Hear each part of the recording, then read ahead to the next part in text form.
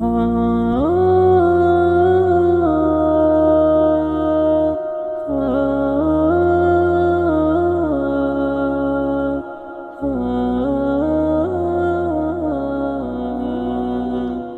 خداي بخشنده و میهرەبان صلاة و سلام لەسەر پێغەمبەری مەزن صلی الله عليه وسلم. ئەزیزان و خۆشەویستان خۆشحاڵین لە ئەڵقەیەکی دیکە لە بەرنامەی گەنج و گۆڕانکاری بە یەک دەگەینەوە.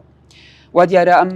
بەرنامەی گەنج و گۆڕانکاری پێی کاتووە لە زنجیرەیەک بابەتی زۆر گرنگ و هەسار تایبەت بە چینی گەنجان. ئێمەش ئەو بابەتە گرنگانە هەڵدەبژێرین و لەگەڵ مامۆستایانی ئازیزدا تاوتەی دەکەین. ئەم بابەتانەی کە ئێمە هەڵما بژاردون بابەتی هەستار و گرنگن تایبەت بە چینی گەنج و تەمەنی گەنجیدا، بۆیە زۆر گرنگە ئەو بابەتانە بە بیری گەنجان بهێنینەوە و گەنجان ئەسبی خۆیان تێدا تا بدەن بۆ ئەوەی لە دین و لە ژین و لە قیامەتدا سەرکەوت و سەرفراز بن. ئەزیزان و خۆشەویستان، ئەڵقەی ئەمڕۆمان تایبەتە بە دوو تەوەری گرنگ، ئەمیشیان بابەتی گەنج و هاوڕێ و گەنج و دایک و باوکە. بە میوانداری بەڕێز پارێزەر عەبدوڵڵا فاروق لەژێر ناونیشانی گەنج و دایک و باوک. پارێزەر عەبدوڵڵا فاروق زۆر بەخێر بێ. سلامتی مامۆستا گیان، سلامت بن، دەستان خۆش بێ بۆ بەرنامەکەتان. ئینشاڵڵا ئەو بەرنامەیەتان دەبێتە جێگای ڕازامەندی خوای گەورە و دەبێتە هۆی هۆکارێک بەوەی گەنجەکانمان بێنەوە سەرڕێیەکی ڕاست و سەرکەوتێکی باش بەدەست بێن. ئینشاءڵڵا زۆر بەخێر بێ مامۆستا گیان. بابەتی دووەمان ئەویش لەژێر ناونیشانی گەنج و هاوڕێیە بە میوانداری بەڕێز مامۆستا بژار عەلی. زۆر سپاس مامۆستا. بەخێر بێ مامۆستا گیان. ئەزیزان و خۆشەویستان، دەست پێ دەکەین بە لەژێر ناونیشانی بەرنامەکەمان کە بابەتی کەمە گەنج و دایک و باوکە لەگەڵ مامۆستا عەبدوڵڵا. مامۆستا گیان، دەمەوێت سەرەتا باس لە گەورەی دایک و باوک یاخود فەزل یاخود گرنگی دایک و باوک گەنج چۆن ئەو گەوریە لە پێشچاوی دەبێت ئەگەر بە شێوازی گشتی لە بۆمان باس بکەیت. بسم الله والصلاة والسلام على رسول الله. گرنگی دایک و باوک یەکەم جار دێکەنە چەند خاڵێک. یەکەم جار گرنگی دایک و باوک و چاکەکردن لەگەڵیدا دەبێتە هۆی ڕەزامەندی خوای گەورە و نزیکبوونەوە لە خوای گەورە وا لێ دەکات دوعاکانت بەسایی دایک و باوکتەوە گیرا بێ لای خوای گەورە و دەبێتە هۆی زیادەکردنی ڕزق لە ژیانتدا و دەبێتە هۆی ڕازیبوونی خوای گەورە لە قیامەتتدا و دەبێتە هۆی چەندین دەرگات لێ ببێتەوە لە دنیادا و کارەکانت بۆ ئاسان بکرێ لە دنیادا و واد لێ دەکات کە ئەو کەسی کە لەگەڵ دایک و باوکیدا زۆر باشە و بە سکوتێکی جوان و گفتاری جوان و بە نەرمونیانی لەگەڵی دەگونجێ لەگەڵی مامەڵە دەکات دەبێت ئەوەی کە کەسەکە حەز بە دڵخۆشی و ئارامیەکی زۆر دەکات لە دڵیدا. ئەو کەسانی کە لەگەڵ دایک و باوکیان باشن و دایک و باوکیان دوعای خێریان بۆ دەکات. ئەم دوعای دایک و باوکە دەبێتە هۆی گیرابوونی بۆ کوڕەکانی، چونکە ئەو ئەکێکە لەو دوعایانەی کە گیرا دەبێت و ناگەڕێنرێتەوە لە لای خوای گەورە و ئەمەش سەرکەوتنێکی زۆرە بۆ ئەو نەوەی و بۆ کوڕەکەی. یارمەتیدانی دایک و باوک و چاکەکردن لەگەڵیدا دەبێتە هۆی ئەوەی کە خوای گەورە لێت خۆش بێ لە گوناحە گەورەکانت، چونکە پێغەمبەرمان صلی الله علیه وسلم حەدیثمانەیە دەفەرمێ کە کەسێک هاتوتە لای پێغەمبەرمان صلی الله علیه وسلم گوناحی گەورەی ئەنجام داوە، پێغەمبەر صلی الله علیه وسلم دەفەرمێ بڕۆ چاکە لەگەڵ میمکت بکە. لە چه حاڵەتێک بووە ئەو کەسە پێغەمبەر صلی الله علیه وسلم ئیرشادی ئەوەی پێکردووە، چونکە دایکی نەماوە، ئەگەر دایکی بمابایە دەیگوت لەگەڵ دایک و باوکت باش بە دەبێت هۆی کە لە گوناحەکانی لە گوناحە گەورەکانی ئەو کەسە خۆش ببێت. دەستەکانت خۆش بە مامۆستا گیان. مامۆستا بەشدار دێنە لای بەڕێزت بابەتی جەنابەت لەژێر ناونیشانی گەنج و هاوڕێیە. سەرەتا دەمانەوێت پرسیارێک بکەین، ئایا هاوڕێ چێیە و بەچێ دەگوتێت هاوڕێ؟ بسم الله والصلاة والسلام على رسول الله أما بعد. زۆر سپاس لە بۆ ئەم دەرفەتە. ئەوەی ئەمن دەمێ باسی بکەم ئەوەیە کە هاوڕێ و گەنج هەروەکو پێشینان گوتیتیان گەنج و گەنجینە، یعنی پێشکەوتنی هەر کۆمەلگایەک بەندە لەسەر پێشکەوتنی گەنج. هەر کۆمەلگایەک ئەگەر بێت و گەنجەکانی ڕۆشنبیر بن و بەرەو پێش بڕۆن ئیلا ئەو کۆمەلگایە سەرکەوتوو دەبی. و بابزانم ئەدی هاوڕێ چییە؟ یعنی بۆکو پێناسک لە بۆ هاوڕێگر بکەین هاوڕێ ئەو کەسایەتیەیە وەک چەتر وایە، هەرچەندە باران زیاد بی پێویستی تو لە بۆ چەترەکەی زیاتر دەبی. هاوڕێشەوە هەیە هەرچەندە ئەتوو لە ناو مەشاکیلەکان بی، ئەگەر کەسێک هەبوو پەنای لە بۆ بی وەکو هاوڕێک ئەوە زیاتر و چاکتر بەرەو پێش دەچی و وەروەها دەتوانی زیاتر کۆنتترۆلی کێشەکانی خۆت بکەیت. و ئەو کەسانە چێنە کە پێیان دەگوترێ هاوڕێ؟ هاوڕێ ئەو کەسەیە لە بوونی کێشەکدا کێشەکەت لە بۆ ون دەگا، نەک خۆی ونکە. یعنی ئەو کەسە پێی دەوترێ هاوڕێ لە کاتی کێشەدا کێشەکەت لە بۆ ونکە نەک خۆی ون بکاتن. وەروەها ئەو هاوڕێ بۆ کەسی دەگوترێ کە لە ئازارەکان دادەمڕکێنێت، یعنی تو کاتێک لە حاڵەتێکی ئازارت هەیە ئەو ئازارت لێ دادەمڕکێنێ، وەروەها دەبێ ئەو کەسە دڵسۆزیشت بی.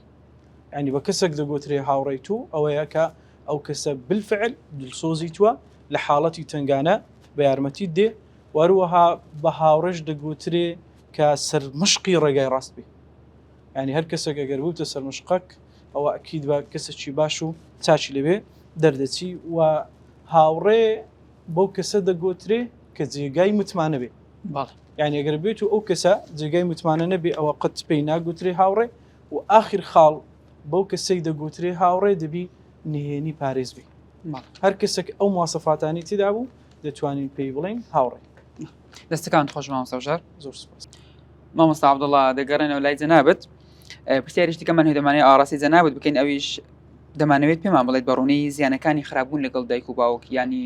گەنج چ شتێکی دێتە بەردەم لە دنیادا و لە قیامەتدا ئەگەر لەگەڵ دایکی باوکی خراپ بێ.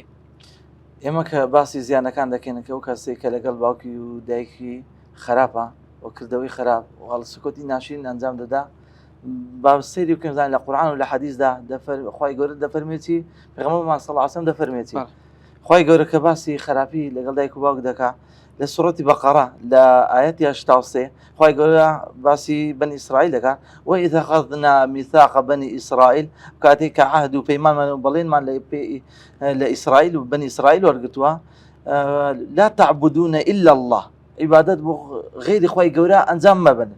لە دواتر باسی چی دەکات وبالوالدين إحسانا وذي القربى واليتامى والمساكين. سبحان الله خوای گەورە چاکەکردن لەگەڵ دایک و باوکی لەگەڵ شرک ئەنجامدان، یعنی دوو تاوان ئەگەر لەگەڵ دایک و باوکت خراپ بی، یعنی لە ئاستێکە وەکو شرک، یعنی لە تاوانە گەورەکانی هەژماردووە. لە ئاەتێکی تریش لە سوورەتی نیسا لە ئاەتی 36 خوای گەورە دەفەرمێ واعبدوا الله ولا تشركوا به شيئا. دیسانە باسی شرک دەکات، هیچ شرکێک ئەنجام مەدەن. لە دواتر دەفەرمێتی خوای گەورە وبالوالدين إحسانا، دیسانە دەیە لەگەڵ دایک و باوکتان باشن.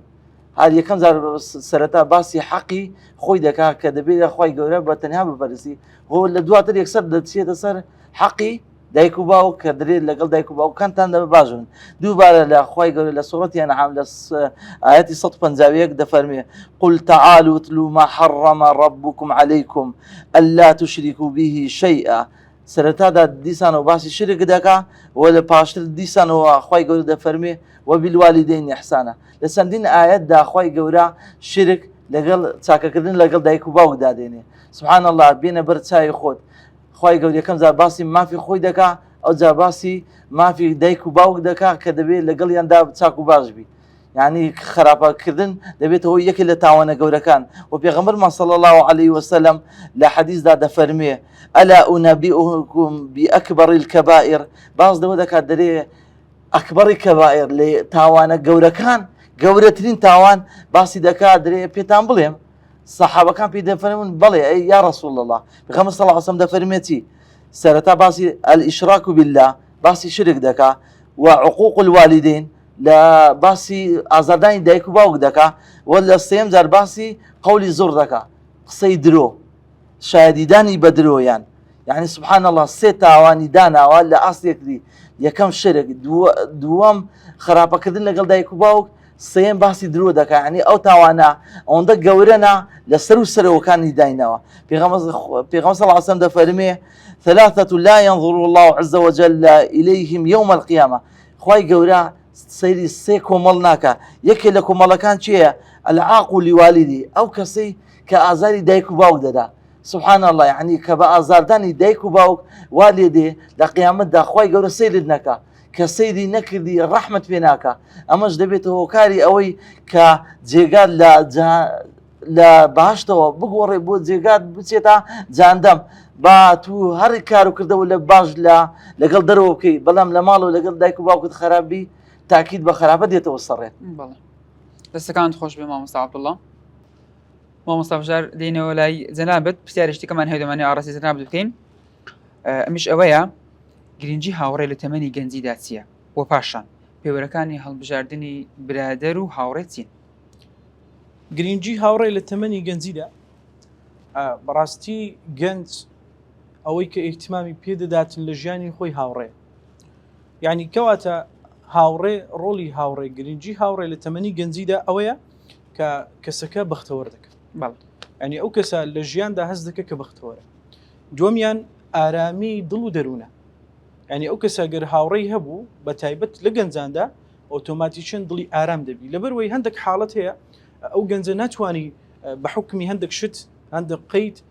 ناتوانانی بە داکوبابی بڵێ ناتوانانی بە کەسە گەورەکانی خۆی بڵێ بەڵام زۆر بە ئاسانی دەتوانی بە برادەرەکەی خۆی برێ کەواتە هەست بە ئارامکردنەوە دەکە شوێنێک هەیە مەکانێکەیە دەتوانی تەفریغی نەفسی خۆی تێدا بکە و خاڵی سێم بەرەنگاری کێشەکان دەبتەوە ینی تەسەوڕ بکە گەنج جاری وا هەیە گەر برادەرەکەی لەگەر بیلوانێ پێ برێ لە بۆ ناو ئاگری دێ لەگەرت لۆ لە بەروەی هێزەکە پشتیوانەکە دەتوانی پشتی پێ ببستی لە کاتی تنگانەکان لەو حاڵەتی بەرەنگاری کێشەکان دەبتەوە واروەها متمانە بەخۆبوون زیاد دەکەن ینی ئەو گەنجە زیاد لە حەد متمانەی بەخۆی دەبیتن ئەمما بەنسبەت پرسیاری دووەمت پێوەرەکان چین یعنی ئایا ئەمن وەکو موسڵمانێک یان وەکو کەسێک حتا ئەگەر بیت و غیر موسڵمانیش بی ئەو پێوەرانە چین کە لە بۆ خۆی دایدەنێتنەوەی کە هاوڕێکی دەستنیشان بکە پێوەری یەکەم دینە ینی ئینسان دەبی برادەرایەتی بکە لەسەر ئەساسی دین لۆ لەبەرەوەی هەر کاتێک ئەگەر هاتوو پەیوەندیەکە لەسەر ئەساسی دین بوو ئەوە ئەکید بە هەم لە دنیا و هەم لە ئاخیرەتیش نەتیجەیان باش دەبی خی گەورە دەفەرمێ دەڵێ الأخلاء يومئذ بعضهم لبعض عدو إلا شيء إلا المتقين يعني كواتا برادر لدنياه استفاده هي لبوت سيقت زيادك آرام دبيتن ولا قيامتيش بكل كديت توري دوم يعني بيوري دوم ما تمنى يعني براستي إنسان دبي لقرت تمني خوي برادراتي كان دروسك لو لبروي أقر لتمني خوي نبو لو تمني خوي دا ناجي يعني أقر بينا من دالك لقر مجلسي قوران دابني شيهم دال فيرت دبي فيرشتي مدالان نابي بەڵکو فێری قسەی گەورە دەبی فێرە ئەوە دەبی کو تعبیر لە شتەکان کە هەتا لە ناو خەڵکی ئەو کەسە دڵێ ماشەڵڵا و قسەی چەند گەورەیە لۆ لەبەرچ لەبەروی ئەو کەسە لەگەر کەسانی گەورەترە یعنی لە تەمەنی خۆی ناژی یعنی ئەسڵ وایە منداڵ تەمەنی منداڵی خۆی بکە گەنج تەمەنی خۆی بکە و کاتێککە گەورەش بوو تەمەنی خۆی بکە لۆ لەبەروی ئامانجەکانی ژیانی بپێچی یعنی ئینسان ئەروها عەبەثەن دروست نەبووە يعني خواهي قورة لبو ما بس شيء دياري كراو دروستي كرديا بس ما وصل جار دكريت زار يعني بتسيت المجلسي قوران بوفيرون أوشتانا طواو كلواني وش عندك سودي هبي لو تمنى دام ماشي قورة تردبي كراوة تردبي خوي قسكي من لسر أوي نية آية دكري يعني ما باسي عموم دكين أساسيات دكين أجر أنا خوتي تدا ما لا مدالها ولا مجلس بيغمبر صلى الله عليه وسلم دانشتي يعني عندك جاري واهب وعفرتك لا مجلسك يستاو كإمام عمر باسي مهري لك القوتي هو حق ما في 100 ناتواني قصتي ذاك يعني هذا الشيء طبيعيه بلام عموما لعموم باز دكين بيوست انسان لتمني خوي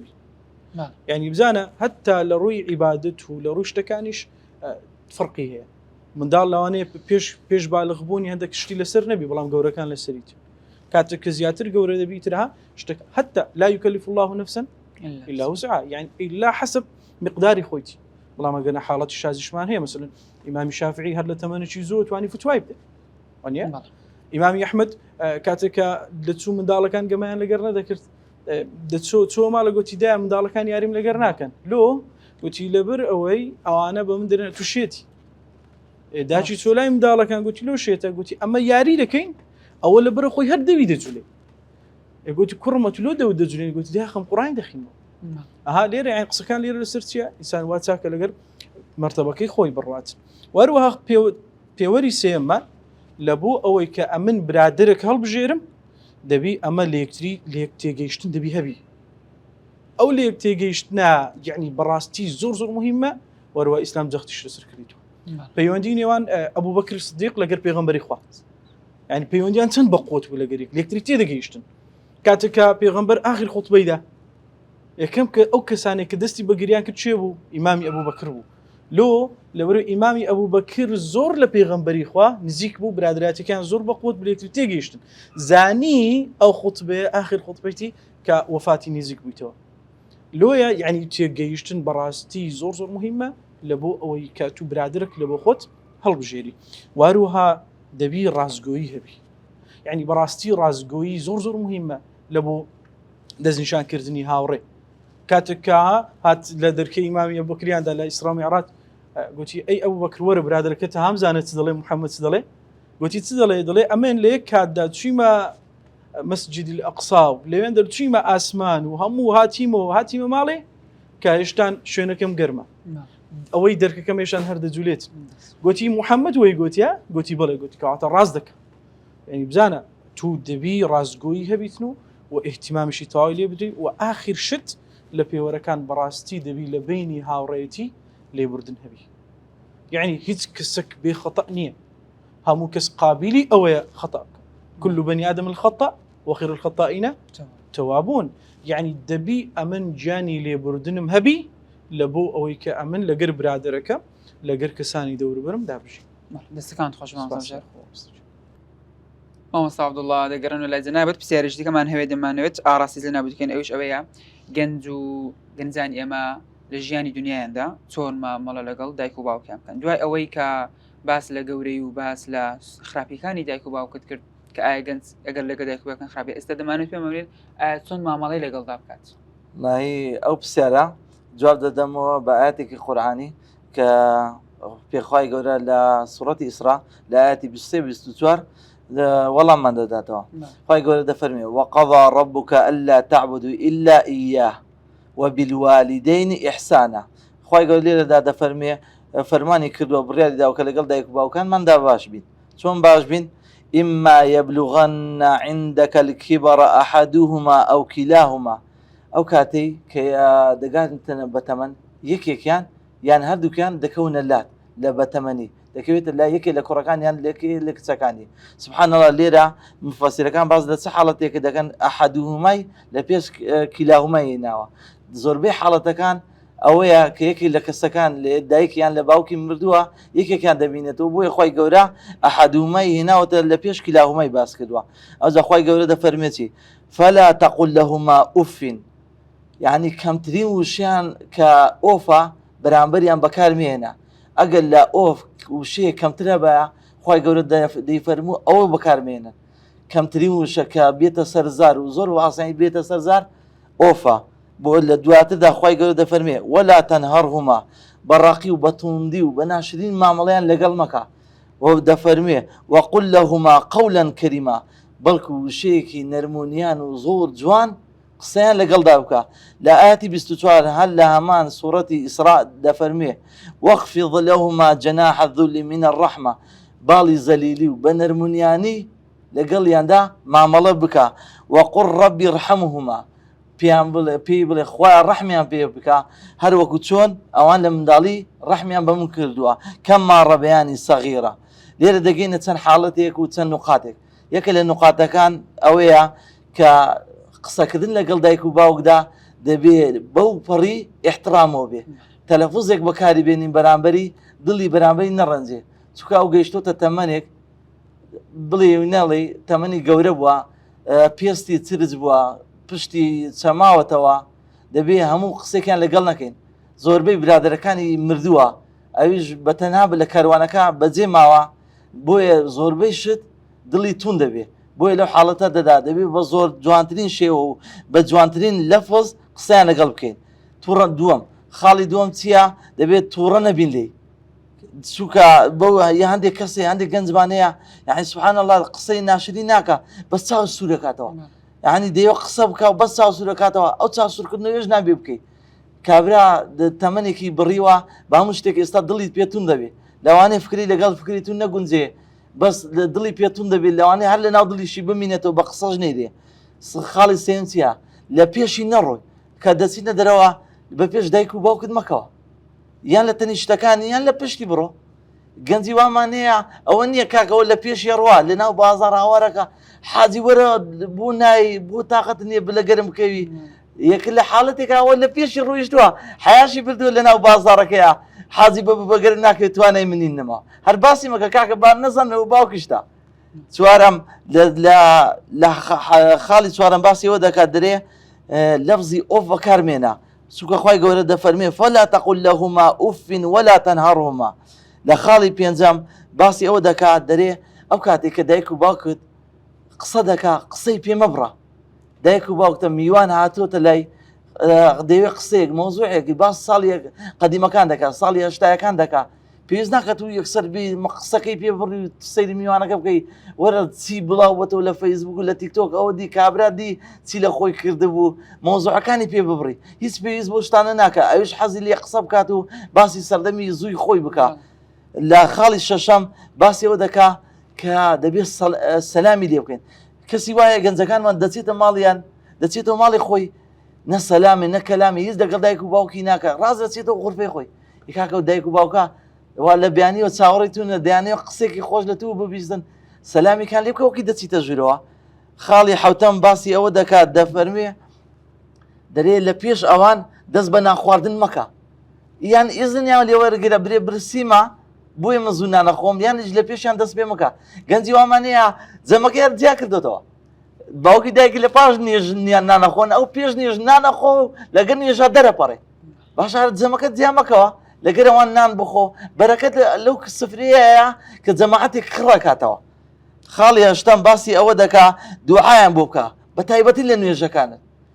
هەندێک لە سەحابەکان دەفەرمون چی دەرێ چۆن حەقی خۆی گەورە بکەین کە پێنج نوێژەکە لە کاتی خۆی بەڕێک و پێکی بکەین ئەی چۆن حەقی دایک و باوک بدەین دەرێت لە هەموو نوێژەکان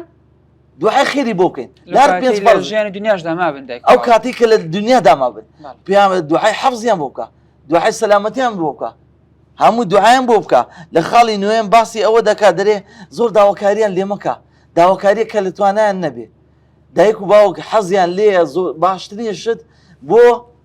منداڵەکانی خۆیان بکەن بەڵام ئەوە ژیانە و قەدەرە هەموو شتێک لەوانەیە لە دەست ئەو دایک و باوکە نێ بۆ نمونە باوکەکە هەرەوەندە پارەیە بتوانێت سارێک لە کشینبای بۆ کوڕەکەی بکڕێ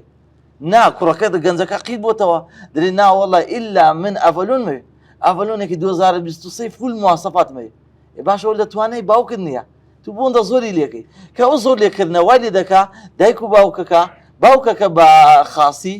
وای لێ دەکات تووشی حرام ببێت و تووشی کاروکردەوەی حرام ببێ بۆ ئەوی کوڕەکەی لە خۆی ڕازی بکە بۆیە زۆر داواکردین تەڵەب لەو حاڵەتە شاباز نییە تەقدیمی شکر کاکە شکری بکە سوپاسی بکە هەندێک شتت بۆ کات تویست بە پێ چاوە نییە بۆ نمونە لە مەسلەی خواردن دایکەکە بە ڕۆژێک کەرەستەکانە کرێ بە سعاتێک 2 سعات حازرێکە بە سعاتێک دەی پێچێتەوە بۆ نمونە دۆڵمە سعاتێک دەی پێچێتەوە نیێوەڕۆ دێنێتە پێشی وڵات دۆڵمە بەس خواردن نییە شتیوا چۆن نەبێ دایکەکەەوە 2 ڕۆژە بە خواردنیکەوێت تو ئێستا کە ڕاست ڕەنجی 2 ڕۆژی یەک جار سفڕکاتە وڵاغە دۆڵمە بەس خواردن نییە ئەو یەکەم ڕەزامەند نەبوونەوە یەکەم جا بەرامبەر خی گەورە ئەمە ڕستخێک هاتۆتە بەردەمت یەک دومیش ڕەزامەند نەبوونە بەرامبەر دایک و باوکی ڕازی نییە بەرامبەر ئەو شتەی کردیانە لە یەک لە خاڵەکانیش باسی ئەوە دەکا حەفزی ئەسرار ئەگەی ئیزنمە یعنی ئەو خاڵە زۆر گرینگە لە ئێستادا ئەو خاڵە لە ناو گەنجەکانمان نمەوە کاکە سڕێکەکەی لە ناو ماڵەکەت پێویست ناکە ئەو سڕەت کەش بکەیت کاکە ئەو مۆبایلە ماڵی زۆربیانی تێکداوە لە بیانیەوە هەڵستی دەست بە تەسیورەی عایلی خۆیەکە هەتاوەکو ێوارە هان دایک باوکم هەستا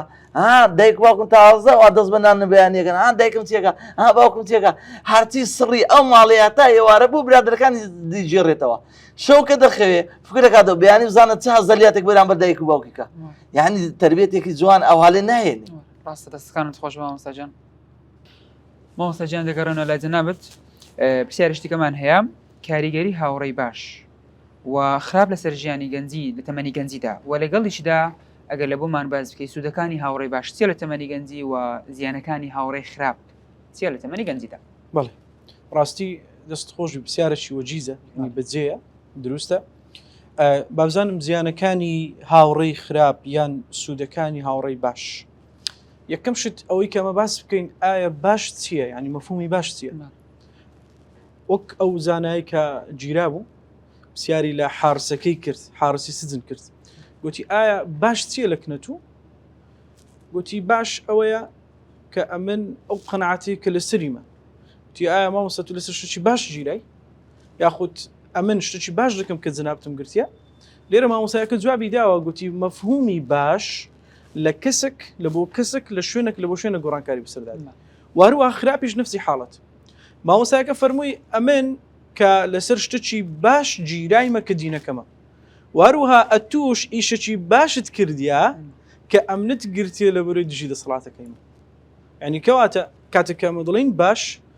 لە کەسێک لە بۆ کەسێک لە شوێنێک لە بۆ شوێنە گۆڕانکاری بەسەردادی بەڵام باش لە کنەما وەکو مەبدەئی ئیسلام ئەوەیە ئەو برادرەیە کە هاوڕێ وەکو مەسعەت وایە یانەوەتە جەنابەت بەرز دەکاتەوە یانی ژۆتە جەنابەت نزم دەکاتەوە کەواتە هاوڕێ ئەوەی کە باسمان کرد وەروها قسەی مەشهور هەیە دەڵێ الصاحب ساحب برادر چیە ڕاکێشەرە ڕاددەکێشی لە بۆ خۆی ئەوەی کە مهمە لێرکوانە من بزانم دەربارەی هاوڕێی باش بازار باسی باشەکەی هاوڕێی باش چییە ئەوەیە پێغەمبەر خوا دەفەرمێ الرجل على دين خليله ياخذ المرء مع من أحب يعني كسكان بياوكان لسر ديني برادركيتي ياخذ حشر ذكري لقر أو كسيكاتو خوش الدوي آية أو كسيكة زنابد خوش الدوي كسكة ملتزمة آية كسكة بعادات وتقاليد كان التزام دكا ياخذنا كسكة هر رأيك خوي قرتي وتوابرين هذا لۆیە ئەگەدار بە هاوڕێی باش وەکو ئەو کەسەیە یان وەکو ئەو گوڵفرۆشەیە وەکو ئەو عاترفرۆشەیە ئەگەر ئەتوو بەتەنیشتی دا بڕۆی ئەگەر بۆنی لێ نەکڕی بەڵام بۆنێکی خۆش دەکەی ینی هەمزانە کاتێک کە تو باسی شتی باش دەکەی یعنی تو بزانە ئەگەر هاتوو لەگەر کەسێک ملتەزیم بوو تێکەڵاو بی ئەگەر بەخۆشت هەندێک التیزامت نەبی بەڵام وە دەکە تەئسیری لەسەر جەنابت دەکە هەرنا لە شوێنی خراپ کۆنابیەوە بەسیترینشت ئەوەیە کە ئەتوو جەنابت لەگەر لە شوێنێک دەبی کە مەقبولە لەناو خەڵکی باشە لەبەر عادەتەن ئینسان ناتوانانی بە کەیفە خۆی بژی پەیوەستە بە هەندێک کۆتوبەند کە دینە کە عورفە کە ئەخلاقی تر ئەو بابەتانێکە زیاتر ئینسان التیزام دەبی پێوە بەڵام هاوڕێی خراپ وەکو چێە وەکو ئەو ئاسنگەرەیە ئاسن فرۆشە چی پێ دەڵێ بەتەنیشتی دابڕۆی بۆنەکی خراپت دێ ئەگەر جەنابەت بچێ داخلی ژۆرش بی هەر ناکراسەکەت دەستێ شتەکەت ینی جلکومەرەکەت شتێکی بەسەردادە ینی تەئسیری برادری خراپ وایە بابزانمەها خوای گەورە چ دەفەرمێ لە سوورەتی فرقان ويوم يعض الظالم على يديه يقول يا ليتني اتخذت مع الرسول سبيلا ئەو کەسی کە زاڵم و ستەمکارە لە قیامەت چ دەکا پەنجەی خۆی هادەگەزی لۆ دەڵێ بریا بە ئەمن ڕێگای پێغەمبەری خۆم هەڵبژارد بێ اتخذت مع رسول سبيلا يا ويلتى ليتني لم اتخذ فلانا خليلا لي بريا ببرياي خواي با فلان كس ناوي ديني ولا فلان كس نمكر بها برادري خو سبب نزولي وآتي تبو كاتك وصحابيا باوري ببيغمبري خوا هنابو بلام كاتك تسوكن برادركي قلت يتكو باور بمحمد هنا اتو كسچيوا اوها والله مقصد هلا قرناك قلت تسبكم قلت دبي دعوتك بكري محمد شلون دربو لانه لبرتاوي همو خلشي فلان فلان فلان شتي بيبكي لويا لويندر او اتدا بزي وروها بشيمان جدبتو لقيامت يعني بزانا هركسك لدو رقاي خراب وبرادري خرابي الا بشيماني علاجت كينيا لويا يعني انسان براستي دبي بزاني تشي هل ضفجيري لبو خوي وروها التعاملي لقرتشيا لبروي او جنزا قربيتو برادري خرابي لبو تنشتك دبتا مشاكل يعني دبتا بربست يا كمشت لقرداكو بابي ركنابي لبروي لجر تأثيري برادركيتي ثانيا لبو مجتمع دبتا مشكلة يعني همو كات او دجي مجتمع ايش دكات اشتك دكات انها دائما عادة جنسية توزك حزي ليها سر راس يعني لا ريب الروح رأيك بيشو عنادة للسري لويا دائما اقر اشتك نبي دست بقري بدقرين توا اكيد با نتيجەکەی باش نابی دەستەکان بس مامۆستا عەبدوڵڵا دەگەڕێنەوە لە جەنابەت بەڕاستی کاتی بەرنامەکان بەرەو کۆتاییە جا پرسیار و پەیامی کۆتاییمان لە جەنابەت دەوێ پرسیاری کۆتاییمان دوای ئەوەی کە زانیمان چۆن گەنج مامەڵە بکە لەگەڵ دایک و باوکی لە ژیانی دنیادا ئێستا دەمانەوێ ئەگەر دایک و باوکێک لە ژیاندا نەما بێ کە داواکارن لە خوای گەورە ئەو گەنجە یاخود ئەو کەسەی دایک و باوکی لە ژیان نەماوە خوای گەورە لێی خۆش بێت و بە بەهەشتی پانوبەری شاد بکە و ئەوەیشی کەماوە تەمەنی درێژ بکە ئینشاءالله جا دەمانەوێ ئەگەر گەنجێک دایک و باوکی لە ژیاندا نەما بێ چۆن مامەڵەی لەگەڵدا بکاتن و پەیامی کۆچدایشت لە بۆ گەنجان دەربارەی دایک و باوکیان خوای گەورە لە دایک و باوکانمان خۆش بێ ئینشەڵا ئەو کەسانی کە دایک باوکشیان ماخوای گەورە لیان خۆش بە بە باشتی پان و بەرینیان شاد بکە. یەکێ لە خاڵەکان ئەوەیە کە دوعای خێریان بۆ بکەین لە هەموو کاتێکدا، داوای ئیستیغفاری لێ بکەین و خوای گەورە ئینشەڵا لێی خۆش بێ. و یەکێ لە خاڵەکان ئەوەیە زیارەتی قەبرەکەی بکەیت، لەسەر قەبرەکەی دوعای خێری بۆ بکەیت، زوو سەریدانی بکەیت بۆی قیامەتی لە بۆ خۆشت باشە کە قیامەت لە بکردێتەوە مردنێکەیە. و یەکێ لە خاڵەکان ئەوەیە کە سەدەقەی بۆ بکەیت. پێغەمبەر صلی الله علیه و سلم دەفەرمێ ئەو کەسێک کە دەمرێ قەتعی عەمەلەکانی دەبێ، یەکێ لە عەمەلەکانەوە کە دەتوانێت خێری نەفەرێک منداڵێک لە دوای خۆی بەجێماوە دەتوانێت داوای دوعای خێری لێ بکە، ئەو دوعای خێرە بۆی دەچێت. و جوانترین ئوسلوب بەرامبەر کەسانی دەوروبەرمان بگەێنین بە ڕێکپێکی و بە نەرمیانی لەگەڵ کەسەکانی دەوروبەر و هاوڕێ و خزم و کەسوکار مامەڵە بکەین بۆ ئەوەی کە ئەوان دوعای خێر بکەن و بڵێن ڕەحمە لە دایک و باوکت. و یەکێ لە خاڵەکان ئەوەیە ئەو کەس خزم و کەسوکاری دایکمان یانی باوکمان یان برادەرەکانی سلەی ڕەحم قەتع نەکەین، سلەی ڕەحمەکە بە هەر بیگەێنین و بەردەوام بین لەسەری و کە لە دوای ئەوەی کە دایک و باوکشمان نماوە. دوا پێیانمان ئەوەیە بە حەدیثێکی پێغەمبەرمان صلی الله علیه و سلم کۆتایی پێدێنم، پێغەمبەرمان صلی الله علیه و سلم دەفەرمێ رضا الرب في رضا الوالدين وسخطه في سخطهما. ڕەزامەندی خوای گەورە بە ڕەزامەندی دایک و باوکتەوەیە. ئەگە دایک و باوکت لێت ڕازی بێ ئینشاءالله خوای گەورەش لێت ڕازی بێ. ئەگە دایک و باوکشت لێت ڕازی نەبێ تاکید بە خوای گەورە لێت ڕازی نابێ. ئینشاءالله خوای گەورە دایک و باوکان لێ ئێمە ڕازی دەکات و جێگامان باشتی پان و بەرین دەبێت و دەست خۆشی بەرنامەکەشتان لێ دەکەم. ئینشاءالله دەستەکانت خۆش مامۆستا، زۆر سوپاس بۆ ئامادەبوونت. سلام مامۆستا بژار دەگەڕێن لە جەنابەت لەبەروی کاتی بەرنامەکەمان بەرەو کۆتاییە و بسیاری کۆتاییش لە جەنابەت دەکەین. دەکرێت وەک موسڵمانێک هاوڕێتی هەموو کەسێک بکەم، ئێستا گەنج هەیە دەڵێت حەز دەکەم هاوڕێم زۆر بێ و لەگەڵیشدا پێیامی کۆتاییت لە بۆ گەنجە. زۆر سپاس. بەنسبەت ژمارەی برادر ژمارە زۆری بۆریە،